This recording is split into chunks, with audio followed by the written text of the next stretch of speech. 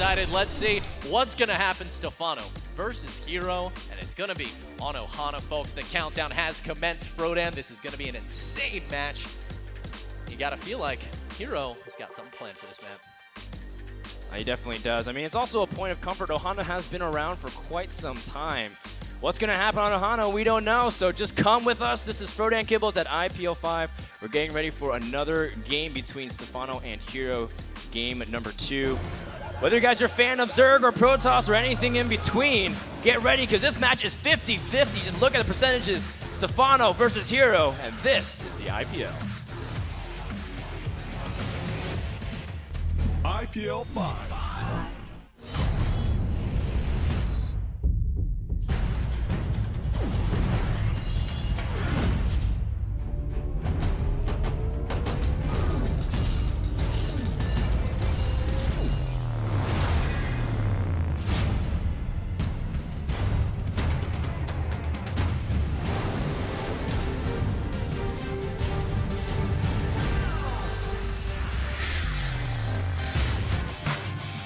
Welcome to IPL 5 Ohana.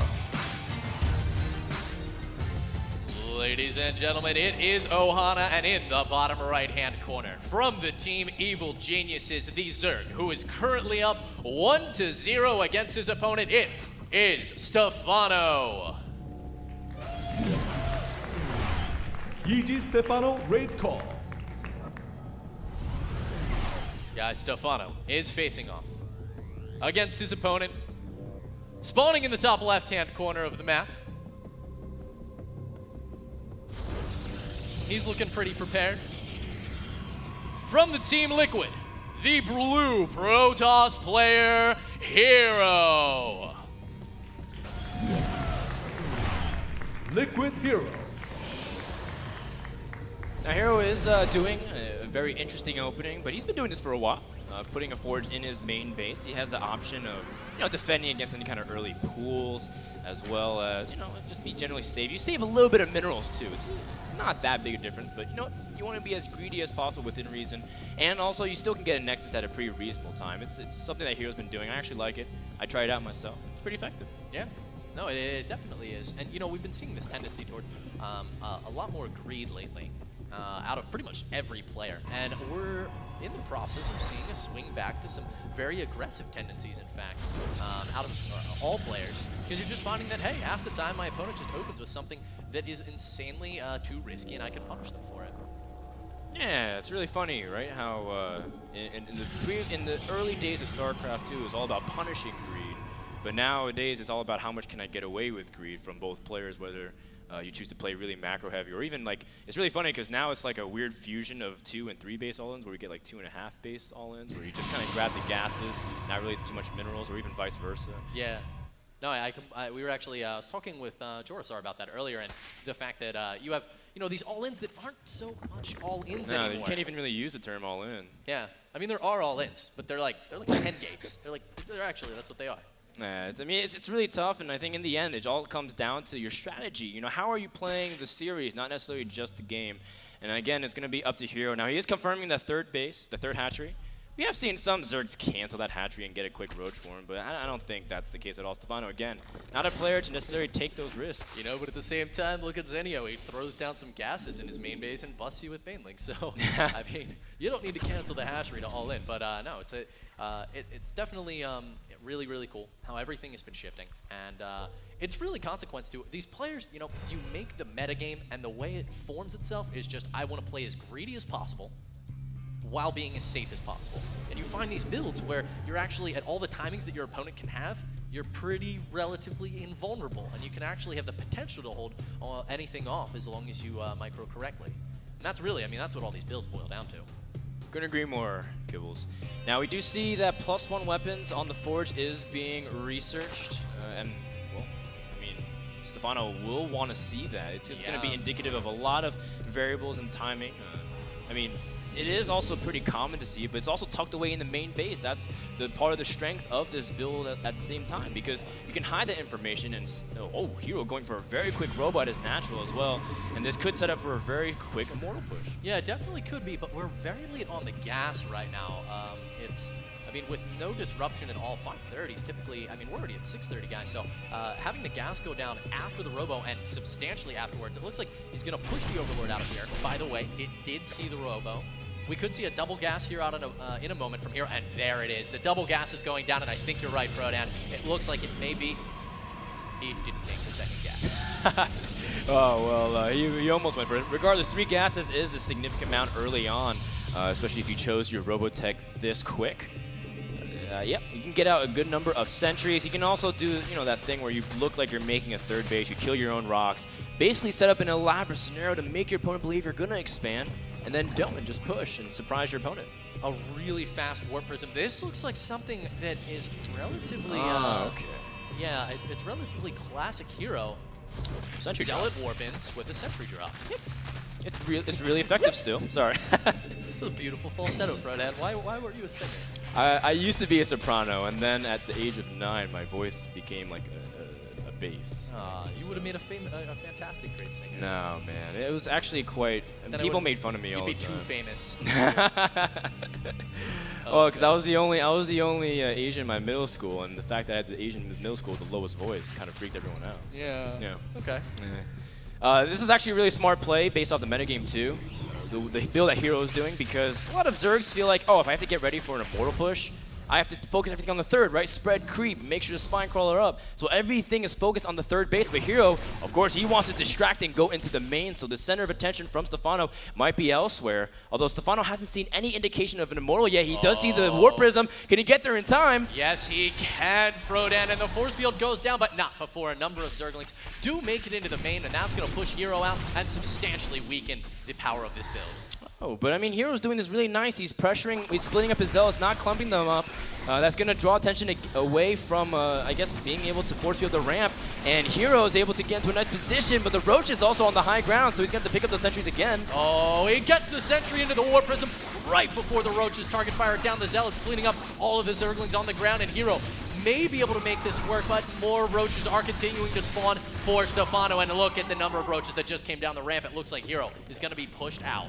Yeah, and HerO, of course, this was all just a way to safely harass, maybe get giant warp in, kill off some tech structures, kill off the queen, kill off drones. But HerO already fallen back to his contingency plan, as you do see Blink, as well as finishing up that +1 armor, which is very valuable against a Zergling-based army. A lot of Protoss in the past said, you know what, armor's not that important, but with, you know, Zerglings with high attack rate, low damage, it's very valuable indeed.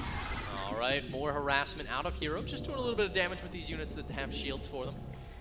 It looks like HerO is going to be moving to take that third base, the Immortal shelling away, but you know, he's a little low on minerals right now. When he gets out to that third, we can see Stephano's prepared for this completely. He's got Zerglings in position already, but we're going to need to see HerO drop a couple of gateways as well as a Nexus down here in a minute. Yeah, and you know, he's just going to pressure again with the Warp Prism. Ooh, nice pick from Stephano. HerO just takes his eyes off of his Warp Prism for 1 second, and that's what happens when you get punished. Yeah, he lost a lot there. 2 full energy sentries and a Zealot without really killing anything. Stephano now going to be forced out of the third base of HerO, but yeah, I mean, this is, once again, we're seeing around a 12. This is going to be an 11.5-minute third. Out of HerO, will Stephano be able to force the cancel on? He's going to come in really fast with a bunch of Zerglings here, try to mass DPS, and he will force the cancel. Yeah, but he also burned a lot of force fielding on the backside, not necessarily able to use a lot on the front side to protect against all of the Roaches. HerO does micro this pretty well, though, putting the sentries in the back. Needs to protect the Immortals. They're very valuable. Stalker warping as well. The force fielding going to force all of the Roaches onto the right side, but the surround kibbles and these Immortals dropping is invaluable for HerO's ability to expand. HerO does not want to lose a second Immortal. There are the force fields that will save its life, and that was very important. HerO is going to need every unit he can get at this point, but he does hold for now. Very nicely done by both Stephano and HerO. HerO could have lost way more if he wasn't careful. But at the same time, it's kind of an interesting flip of the tables. Stephano did commit a lot of resources, incredible amount of resources. Look at that, double the amount of resources lost in order to, I guess, force that third to cancel. Now, it does buy him a lot of time, again, to make sure to delay those gases, prevent HerO from having the comfort of being able to tech to wherever he is. But how do you feel like the state of this game is? Do you feel like one player's an advantage, or do you think it's still pretty even? Well, HerO's got, you know, his +3 on the way right now. He's also working on the Robo facility, or on the Robo Bag. So he's going to be going for Colossi, but, you know, I just hate that failed harass that we saw out of HerO. He just didn't get any damage done, and then losing those sentries over at Stephano's third just put him in a little bit of a tough spot. But he cleaned up a lot of lings there and didn't lose too much time on his Nexus, so relatively even. Gives Stephano a slight edge right now, especially when I look at his bank. Oh yeah, man. Stephano's bank account is full, not just in StarCraft, but also in real life. Those tournament winnings. Stephano, he's also pressuring, just slightly controlling the middle of the map, seeing if there's any pylons, being able to get a good sense of unit composition, constantly seeing if, is HerO switching his tech at all? Is he trying to rush for any kind of specific units? It's a nice thing to do. Yeah, Stephano definitely known for poking in a lot, seeing if he can get any free damage in, just make sure his opponent's army's at home. HerO at the same time has continually tried to do damage with this War Prism and just hasn't been able to get anything done as of late, but Stephano does not have a fourth, so it's 3-base versus 3-base right now, and that's pretty nice for HerO. Yeah, and if you can deny this fourth base the way he's been able to pressure on it the previous game, then it can change everything. Look at that, HerO sees, conveniently a fourth base. And well, that's not convenient at all. Oh no, but he doesn't target fire, and suddenly these Zealots are going to be cleaned up so easily. I thought we were going to see, what Stephano had done there, trade a little bit of money to force a cancel, but no. Stephano going to manage to clean that up very easily. Yep, the Colossus is not out yet into position, and Stephano is, he's pretty much maxed. He's going to put on lots of pressure. Now, because there's not a lot of AoE, Fungals and Infested Terrans can really dominate this army, especially since a lot of Sentry energy was burned earlier on. HerO does not have the luxury of being able to spam any kind of reaction, and as a result, a lot of Zerglings get in, and just a momentary notice, the Fungal and the Sentries prevent them from being able to run away, and Infested Terrans also coming to the scene. One of the Colossus is not even firing. It's sitting idle and micromanaging the other one. Good job! Keep firing! Yeah, that's absolutely vital for HerO to survive this. He needs that DPS. The unit's now streaming in through the hole that they've created on the right-hand side. HerO starting to crumble a little bit, but I really like his unit positioning here. We'll see if he can manage to hold on. The supply for Stephano is plummeting. HerO is holding pretty stable right now. Has he lost a lot of workers? It does look like maybe, but for now, he's definitely going to hold, and in fine form, Stephano maybe getting a little bit over-aggressive there. I did kill a lot of sentries, though. Look, there's not a single sentry that survived. A great hold by HerO to be able to take care of all those Infested Terrans, getting 2 out just in the nick of time, as we were saying. Infested Terrans can just kill everything if there's no AoE. But Stephano, I think he kept his Infestor count alive pretty well. Overall, he didn't lose everything, and HerO is not like he has ability to really push out because he's just going to get flanked as well. I still think Stephano is sitting in a nice position. Yeah, I don't disagree with you, especially because behind this, he's not only grabbed his 4th base Frodan, but his 5th as well. And this is not something that HerO knows or expects. He's continuing. We see the War Prism kind of hanging over here at the 4th, but there's Corruptors on it now. Stephano may be able to take this out. We'll see if the Fungal goes down. It does, in fact, as the Zealot drops. That was so gorgeous out of Stephano there. But yeah, the War Prism gonna make it out alive, but HerO still doesn't know about this bit. I don't think it's going to change the fact that HerO can go for a savage 3-base push, though. All you need is 3 Colossus, a huge influx of gateway units. Primarily Stalkers, obviously. You can have Zealots. Ooh, and look at that. Incorporating Templar Archives, feedback, and Storm can be pretty useful at this point, especially if there's no Broodlords to zone off everything and really make you afraid to approach the Death Ball. You can still push in a really nice, controllable way, but HerO is going to do this very slowly, systematically, moving gradually to take his 4th base. And if he gives Stephano that time, especially since Hive has started, he might be missing his biggest window of opportunity. Absolutely, Dan. And it does look like HerO's going to try to go down for this 4th base. If he's going to be able to secure it is another question entirely, as Stephano is coming in. This is absolutely going to be canceled. He has no response to this. The Stalker's going to blink in. The cancel does go down for HerO, and the Link should be able to get out of here. We'll see if he decides to engage instead. The Colossus, not necessarily that well protected, but a blink forward to protect them, but that's going to put them in danger of the Infestors, the Fungals, and the Zerglings. But the Zerglings are all bunched up. The Colossus able to deal with this so quickly. Look at how quick the Zerg army just melts away. HerO able to Marco and protect this Colossus brilliantly. And you know what? He kept 3 out of the 4 alive. He did. HerO played that exactly like he needs to if he wants to go to a game 3. Sectioning off all of those Infestors. Only 2 of them made it through, Dan, and they were the 2 with no energy on them. HerO could not have had that engagement play out more beautifully.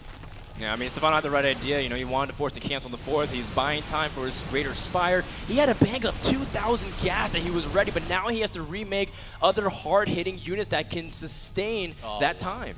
Yeah, and now, I mean, will he have the time? HerO's pushing out across the map. He's already taken out the 5th base, cleaning up a lot of creep behind this. We don't see him going for any big tech routes, so it looks like he may just push with this, and I mean, it makes perfect sense. He's got the Warp Prism on the way for some reinforcement, another Colossus working its way across the field, and we have a very powerful Protoss composition about to knock on Stephano's door.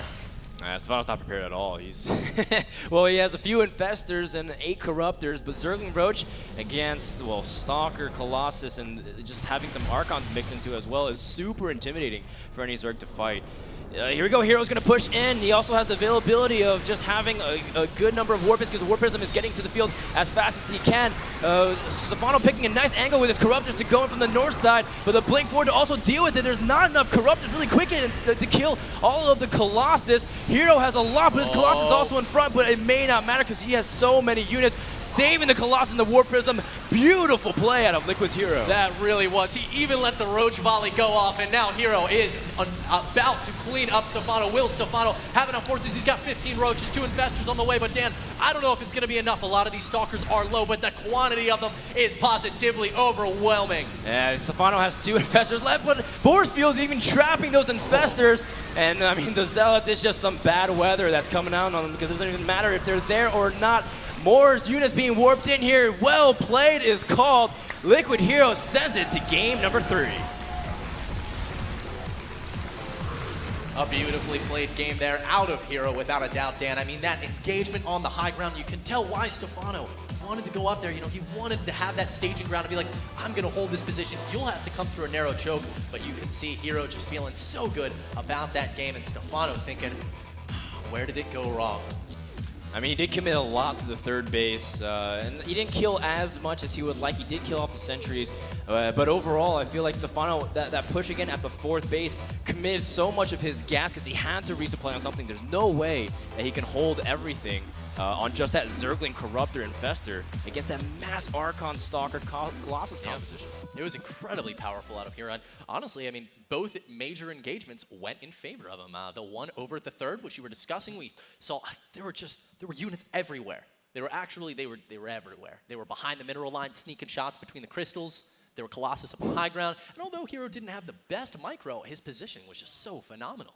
Yeah, I think HerO just showed that his situational micro is also really good because a lot of players come in with the idea, you know, I want to micro really well by dropping force fields, making sure to blink back. But in certain cases, the crisis situation calls for you to, I can't be here. I need to be here protecting my Colossus. I need to rearrange things spontaneously. And that's where I feel like HerO showed beautifully his ability to excel. He's really also, I mean, I also want to point out that HerO did a really good job being able to not overcommit to harass this game compared to last game. He didn't lose anywhere near the amount of same resources he did in game number 1. Yeah. Consequently, I mean, we'll be keeping an eye to see what he opts to do in game number 3. I mean, Stargate play is very harassment-based, so probably not something we're going to see. It hasn't worked to the greatest effect, and as you've said, playing defensive style and just gearing up and making Stephano come to him, playing very macro-oriented perhaps, is where HerO's going to find his success versus Stephano. Yep. I mean, there's a lot of maps that can still help Stephano out a lot, like Whirlwind is very big. You know, and I think Stephano doesn't feel too much pressure. I mean, he's been in these scenarios a lot, and Stephano can come in the clutch. But overall, I mean, that was the kind of game that HerO needed to kind of get momentum back in his feet. And, you know, you might say, Frodan, it's really obvious, because obviously if you lost, you would have dropped to the loser's bracket. But in terms of just the, you know, the mental dexterity saying, if I win game number 2, I have the momentum to go into game number 3. I mean, you've played before, too. Which would you rather win, game number 1 or game number 2 to go into? Oh, game number 2, absolutely. I mean, well, when you're in game number 1, you're like, oh.